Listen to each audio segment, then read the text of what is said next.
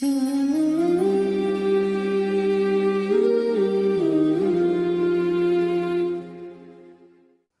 اللہ الرحمن الرحیم۔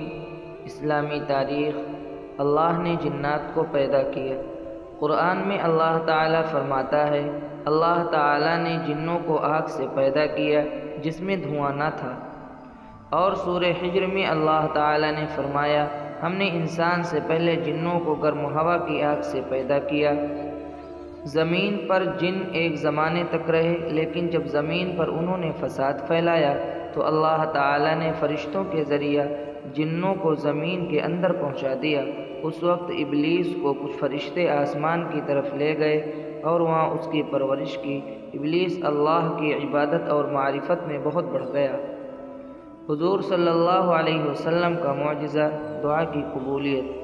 حضرت ابو ہریرہ رضی اللہ عنہ نے ایک دن رسول اللہ صلی اللہ علیہ وسلم سے عرض کیا، میں آپ صلی اللہ علیہ وسلم سے بہت سی حدیثیں سنتا ہوں لیکن بھول جاتا ہوں۔ تو رسول اللہ صلی اللہ علیہ وسلم نے فرمایا، اپنی چادر بچھاؤ۔ میں نے اپنی چادر بچھائی۔ رسول اللہ صلی اللہ علیہ وسلم نے ہاتھ کو ملایا اور بھر کر فرمایا، اپنے سینے سے لگا لو۔ میں نے اپنے سینے سے لگایا، پھر میں اس کے بعد کبھی کوئی حدیث نہیں بھولا۔ ایک فرض کے بارے میں، اپنے اخلاق کو اچھا بنانا فرض ہے۔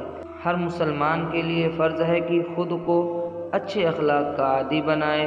شریعت کی تعلیمات میں ایمان کے بعد جن چیزوں پر بہت زیادہ زور دیا گیا ہے، ان میں سے یہ بھی ہے کہ آدمی اچھے اخلاق اختیار کرے اور برے اخلاق سے بچے۔ چنانچہ رسول اللہ صلی اللہ علیہ وسلم نے فرمایا، ایمان والوں میں مکمل ایمان والے وہ لوگ ہیں جن کے اخلاق اچھے ہیں۔